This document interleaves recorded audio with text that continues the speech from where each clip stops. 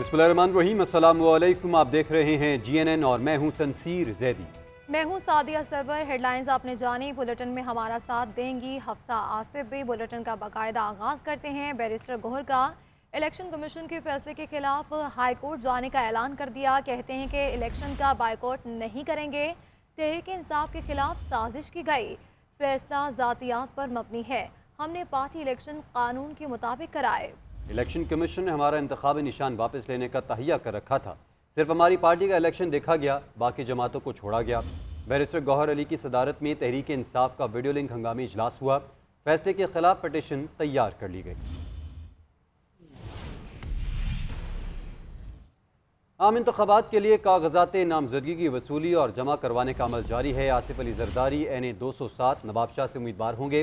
बिलावल भुट्टो लाहौर के हल्का NA 128 से इलेक्शन लड़ेंगे। इसी तरह शहबाज शरीफ NA 132 और यूसुफ रजा गिलानी NA 148 से मैदान में उतरेंगे।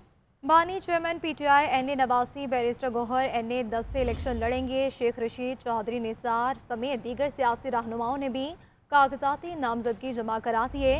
नजरसानी शुदा इंतखाबी शेड्यूल के मुताबिक कागजात कल तक जमा कराए जा सकते हैं। आम इंतखाबात महज 47 रोज की दूरी पर बड़ी बड़ी सियासी पार्टियां और सियासी पहलवान मैदान में उतर गए। नवाज शरीफ कौमी असम्बली के 2 हलकों से उम्मीदवार होंगे। साबिक वज़ीर आज़म ने NA 130 लाहौर और NA 15 मानसेरा से इलेक्शन लड़ने का ऐलान किया। शहबाज शरीफ कौमी असम्बली के 3 और 1 सूबाई नशिस्त पर इलेक्शन लड़ेंगे। सदर मुस्लिम लीग नून NA 123 Lahore, NA 132 coat Radhakrishna और NA 242 कराची से इंतखाबी मैदान में उतरेंगे। Chairman peoples party Bilawal Bhutto 2 हलकों से कौमी असम्बली के उम्मीदवार हैं। बिलावल भुट्टो लाहौर के हल्का NA 128 और लाड़काना के NA 194 से भी हिस्सा ले रहे हैं। आसिफ अली जरदारी नवाबशाह से कौमी असम्बली के हल्का 207 से उम्मीदवार हैं। रहनुमा मुस्लिम लीग नून मरियम नवाज NA 119 और हमजा शहबाज NA 118 से इलेक्शन लड़ेंगे। सरबराह इस्तेहकाम पाकिस्तान पार्टी जहांगीर तरीन NA 155 लोधरा से मैदान में उतरेंगे। PTI पार्लियामेंटेरियन के सरबराह परवेज खट्टर कौमी असम्बली के हल्का NA 33 नौशहरा 1 और सूबाई हल्कों PK 87 और 88 से इंतखाब लड़ेंगे। JUI के सरबराह मौलाना फजलुर रहमान NA 265 पिशीन और DI खान से कौमी असम्बली के उम्मीदवार हैं। अमीर जमात इस्लामी सिराजुल हक लोअर दीर के हल्का NA 6 से उम्मीदवार हैं। सियालकोट से उस्मान डार की वालिदा रेहाना इम्तियाज डार ने NA 71 के कागजात नामजदगी जमा करवा दिए। कागजात नामजदगी वसूल और जमा कराने के हवाले से बात करते हैं अपने नुमाइंदगान से। लाहौर से हमें ज्वाइन किया अदनान भट्टी ने और फैसलाबाद से हमें ज्वाइन किया है अब्दुल सबूर ने। सबसे पहले रुख करेंगे लाहौर का। लाहौर की क्या सूरत हाल है जानते हैं अदनान भट्टी से। जी अदनान बताएगा। जी, आम इंतखाबात 2024 के लिए जो साबिक चेयरमैन हैं PTI के, उनके कागजात नामजदगी जो हैं वो आज जमा होने का इम्कान जाहिर किया जा रहा है। क्योंकि जो वकील हैं राय मोहम्मद अली, वो अब से कुछ देर बाद रिटर्निंग ऑफिसर कैंट के पास पहुंचेंगे, जहां पर साबिक चेयरमैन PTI के कागजात जमा करवाए जाएंगे। NA 122 से उनके कागजात नामजदगी जो हैं वो जमा होंगे। और ज़रा का ये कहना है कि वकील रहनुमा के साथ साथ जो उनके पर्सनल वकील हैं वो भी वहाँ पर जाएंगे, क्योंकि NA 122 से उनके जब कागजात जमा होंगे तो उसके बाद जो कैंपेन है वो उनकी बहनें करेंगी और साथ ही साथ वकील रहनुमा करेंगे।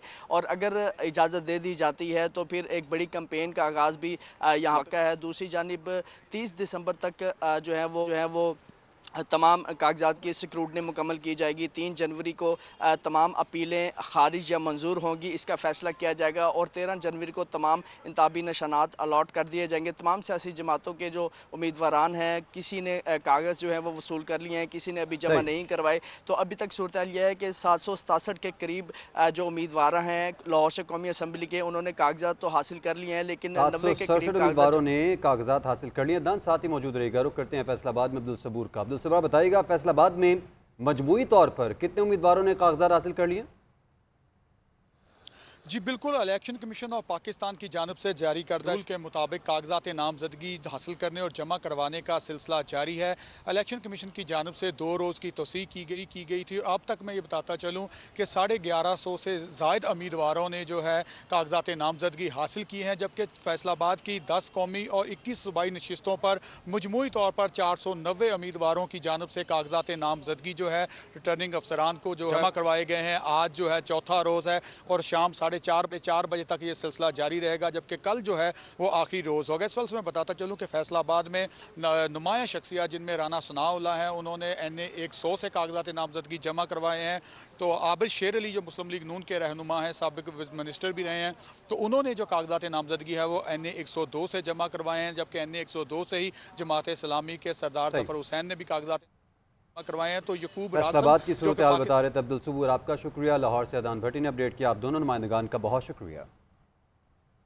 ناظرین، ماضی کی حکومت نے سائفر کو بنیاد بنا کر سیاست کی رہنما مسلم لیگ نون ملک احمد خان کا نیوز کانفرنس میں کہنا تھا کہ دوست ملک پر الزام لگا کر تعلقات متاثر کیے، اداروں کو بھی گھسیٹا گیا۔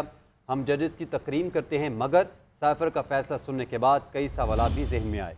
فیصلے پر تشویش ہوئی، ان کا مزید کہنا تھا تحریک انصاف کو بند لفافے سے بڑی رغبت ہے۔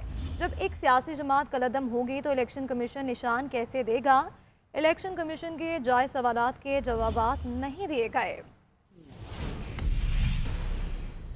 کیس پہ میں نے وہ ججمنٹ سنی تو میرے ذہن میں چند سوالات اٹھے اور وہ بڑے ضروری سوالات ہیں کہ یہ بیل آرڈر پہ جب آپ ایک deeper appreciation rather I would say کہ یہ ٹینٹیٹیو اسیسمنٹ تو کسی صورت بھی نہیں ہے جو میری نظر میں ہے، اور میں نے یہ سمجھا کہ غالباً وہ جو آنریبل ججز کی ججمنٹ تھی اب وہ ریفلیکشن دے رہی تھی سم ہاؤ کہ اس کے اندر کچھ نہ کچھ پریجوڈس ہو جائے گا ٹرائل۔ بہرحال اینی ویز اگر وہ ٹرائل پریجوڈس نہیں ہوتا ہے اس ججمنٹ کے ساتھ اور یہ صرف بیل کی حد تک رہتی ہے تو پھر بھی کچھ بڑے مناسب سوالات جو ہیں وہ اسی بیل کے موقع پہ اٹھتے ہیں، جس کو باہر لے کر جانا اور مختلف جلسوں میں اس خط کے متعلق حقیقی آزادی غلامی سے نجات کا بیانیہ تشکیل دینا، اسی خط کی بنیاد پر اپنے ملک کے سپہ سالار کو الیج کرنا کہ یہ سب ان کے ساتھ مل کر کیا، یہ ڈونلڈ لو اور ان کے اوپر الزام لگانا، پھر اس میں اسٹیبلشمنٹ کو بالکل اس کے اندر ملوث کرنا۔ آگے بڑھتا کو بتائیں کہ پی ٹی آئی نے توشہ خانہ کیس میں ٹرائل کورٹ کا فیصلہ معطل کرنے کے لیے سپریم کورٹ میں اپیل دائر کرنے کا فیصلہ کیا ہے۔ بانی چیئرمین پی ٹی آئی کی جانب سے اسلام آباد ہائی کورٹ کا فیصلہ آج چیلنج کیے جانے کا امکان ہے۔ اس بارے میں مزید تفصیلات جان لیتے ہیں نمائندہ GNN اکرام اللہ جویا سے۔ اکرام اللہ، آگاہ کیجیے گا۔ دیکھیں، توشہ خانہ کیس میں ٹرائل کورٹ کا فیصلہ معطل کرنے کے لیے سپریم کورٹ میں اپیل دائر کرنے کا فیصلہ کیا گیا ہے۔ چیئرمین پی ٹی آئی کی جانب سے ہائی کورٹ کا فیصلہ آج چیلنج کیے جانے کا امکان ہے۔ کلرک سے موبائل اور ایپل سپریم کورٹ کے اندر چھین لی گئی اور اس حوالے سے وکیل پی ٹی آئی انتظار بنجوتا کی جانب سے یہ کہا گیا ہے۔ انتظار بنجوتا نے یہ بھی کہا کہ سپریم کورٹ کے آتے میں ایسا واقعہ پیش آنا حیران ٹھیک ہے عباد الحق، آپ کا شکریہ، آپ نے آگاہ کیا۔ اکرام اللہ جویا، آپ کا شکریہ، آپ نے آگاہ کیا۔ ابھی آپ کو بتائیں کہ لاہور ہائی کورٹ نے پی ٹی آئی رہنما حسان نیازی کو الیکشن میں حصہ لینے کی اجازت دے دی ہے۔ عدالت کا اپنے حکم میں کہنا ہے کہ آرمی ایکٹ میں کوئی ایسی شک نہیں کہ انڈر ٹرائل ملزم الیکشن میں حصہ نہیں لے سکتا۔ اگر حسان نیازی الیکشن میں حصہ لینا چاہیں تو کمانڈنگ آفیسر انہیں دستخط کرنے کی اجازت دیں۔ مزید کیا تفصیلات ہیں جان لیتے ہیں نمائندہ GNN عباد الحق سے۔ عباد الحق، آگاہ کیجیے گا۔ عباد الحق، آگاہ کیجیے گا۔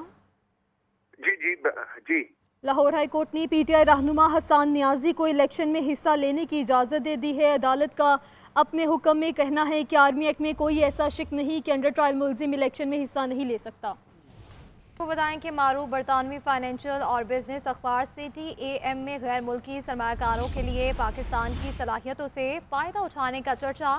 برطانوی جریدے میں سرمایہ کاروں کے لیے پاکستان کی صلاحیتوں سے فائدہ اٹھانے پر خصوصی اشاعت کی گئی۔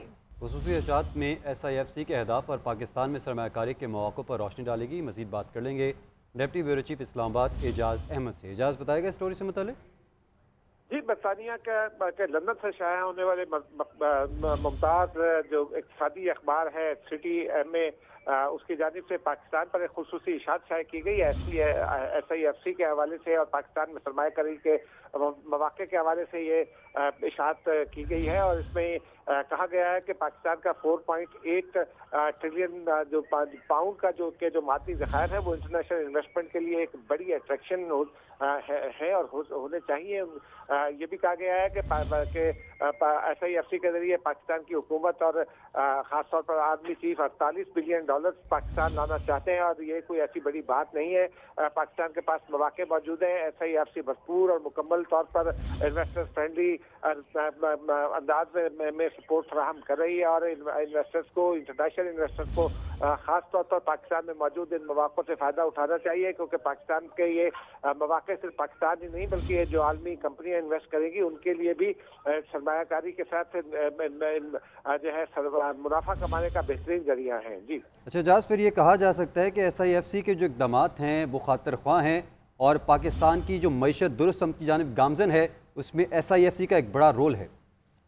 جی یقینی طور پر جو بنیادی فرق ہے، جب بھی کوئی انویسٹر پاکستان آیا کرتا تھا تو وہ پاکستان کے ریڈ ٹیپزم کی بہت شکایتیں کرتا تھا، اور اسی وجہ سے بہت سارے انویسٹرز واپس جایا کرتے تھے، لیکن SIFC نے جو ایک رول پلے کیا ہے وہ بہت ہی شاندار ہے، کیونکہ ون ونڈو آپریشن کے ذریعے 15 روز میں تمام جو ضروریات ہیں جہاں سے بھی NOC کی ضرورت ہوتی ہے وہ مکمل کر دیے جاتے ہیں، اور SIFC کی ساتھ میں جوائن کیا ہے اشفاق تولا صاحب نے۔ اشفاق صاحب بہت مشکور ہیں آپ کے وقت۔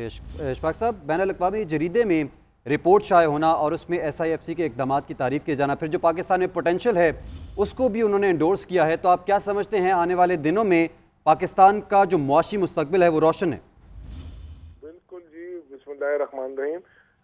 دیکھیں، یہ انیشیٹو PDM کی گورنمنٹ نے لیے تھے اور SIFC اسی وقت بن چکی تھی، اور یہ میرا خیال ہے مقتدر حلقے ہمارے ساتھ تھے اور پاکستان آرمی کے بھی سرونگ ٹیمز ہمارے ساتھ تھیں، اور اس کو ہم نے ایک ویژن دے دیا تھا۔ اب یہ تو تھوڑی سی سست روی اور نااہلی ہے نگراں سیٹ اپ کی کہ وہ اتنا اسپیڈ سے یہ کام نہیں کر سکے، اور صرف میرا خیال ہے باتوں میں الجھتے رہے، دوروں میں الجھتے رہے۔ تو میں سمجھتا ہوں کہ اب چلیں الیکٹڈ گورنمنٹ آ جائے، اب ان سے تھوڑی سی اب نعرہ کشی ہو، ان سے جان چھوٹے ہماری، اور کوئی اہل حکومت آ جائے اور وہ اس کو پروان چڑھا سکے۔ دیکھیں، ہمارے 6 ٹریلین کے ریزروز تو لاسٹ ایئر ہی آئیڈینٹیفائی تھے جیولوجیکل سروے آف پاکستان کے اندر۔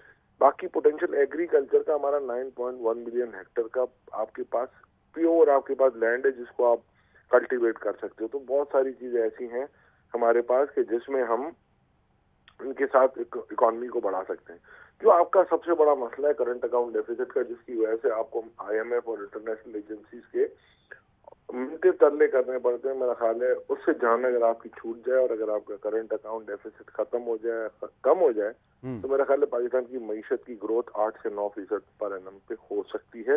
بس اس کے لیے ویژن چاہیے، ایسے لوگ نہیں چاہیے جن کو کچھ پتہ ہی نہ ہو اور وہ بس صرف آئے ہیں اور خالی جگہ پر کر کے بیٹھ جائیں۔ ٹھیک ہے، اشفاق صاحب ساتھ میں جوائن کیا ہے ماہر معیشت خاقان نجیب صاحب نے۔ خاقان صاحب بہت مشکور ہے آپ کے وقت۔ خاقان صاحب، ہم یہ بات سنتے آئے ہیں کہ پاکستان میں بہت سی اپرچونٹیز موجود ہیں، لیکن اب SIFC جو کردار ادا کر رہا ہے ان اپرچونٹیز کو پورٹرے کیا جا رہا ہے جو بین الاقوامی سروسز ہیں، انویسٹرز ہیں ان کے سامنے۔ آپ کیا سمجھتے ہیں ان اقدامات کے بعد پاکستان میں فورن انویسٹمنٹ جو بند دروازے تھے اب وہ کھل جائیں گے؟ ایک تو گراؤنڈ ریالٹی ہے، اگر آپ گراؤنڈ ریالٹی دیکھیں تو ایک ینگ پاپولیشن 23 سال میڈین ایج۔ دوسری آپ گراؤنڈ ریالٹی دیکھیں کہ اتنے بارک گولڈ جیسی کمپنی جو کہ دنیا میں سمجھتی ہے وہ کہتی ہے کہ پاکستان میں کاپر، گولڈ، زنک، میگنیشیم کے ایک بہت بڑے ذخائر موجود ہیں۔ جو اس وقت ریکارڈ ہے اس کو کہا جاتا ہے کہ وہ کاپر اینڈ گولڈ کی سب سے بڑی دنیا کی انٹیپڈ ریسورسز میں سے ایک ہے۔ اگر پاکستان کی آپ کی 6000 ارب ڈالر کا جو فگر ہے، جو یہ ہمیشہ کلیئر کرنا چاہیے کہ یہ کئی دہائیوں میں جا کر مطلب ہم نے مائنز اینڈ منرل جو ہیں وہ پاکستان سے برآمد ہوں گے۔ چلیں آپ اس کو مطلب یہ شاید آپ کو بڑا بھی لگ رہا ہوگا، بٹ یہ اٹس اے گراؤنڈ ریالٹی۔ پھر پاکستان کی کنیکٹیوٹی ساؤتھ ایشیا کے ساتھ اگر آپ دیکھیں، پھر گوادر کی کنیکٹیوٹی آپ دنیا کے ساتھ دیکھیں، یہ تو مطلب چیزیں ایگزسٹ کرتی ہیں۔ پرابلم جو آپ کو ہمیشہ آیا ہے وہ یہ آیا ہے کہ آپ اس بیس کو جو ابھی ہم نے آپ کے سامنے رکھی، ایگریکلچر کو بھی دیکھ لیجئے، اتنا بڑا ایگریکلچر بیس ہے، دریاؤں کا نیٹ ورک ہے، اس سب کو آپ तब्दील नहीं कर पा रहे कि आप एक मैन्युफैक्चरिंग हब बने, आप एक एग्रीकल्चर का एक्सपोर्ट हब बने, आप माइंस एंड मिनरल्स का हब बने। और एफडीआई एक पॉल्ट्री अमाउंट $1.5-2 अरब की एफडीआई आती है पाकिस्तान में पिछले 10 सालों में। मतलब this is nothing compared to जो पाकिस्तान का पोटेंशियल होना चाहिए। इसी तरह मैनेजमेंट ट्रांसफर, इसी तरह टेक्नोलॉजिकल ट्रांसफर, ये 3 जुज हैं एफडीआई के। और फिर एफडीआई जो है इन व्हाट इंफ्रास्ट्रक्चर में तो जरूर आई है, पर FDI in export enhancing sector. यानी काका साहब अभी कह रहे हैं कि मुस्तकबिल में बहुत सारे ऐसे शोबे हैं जिसमें अपॉर्चुनिटीज़ क्रिएट हो सकती हैं। खाका नजीब साहब, इशफाक तौला साहब, एजाज अहमद साहब, आप तीनों का बहुत शुक्रिया। निगरान वज़ीर-ए-आज़म के मुशीर राहत चीमा को ओहदे से न हटाने पर इलेक्शन कमीशन ने सेक्रेटरी काबीना डिवीज़न और सेक्रेटरी एस्टैब्लिशमेंट डिवीज़न के खिलाफ तौहीन इलेक्शन कमीशन की कार्रवाई का आगाज़ कर दिया।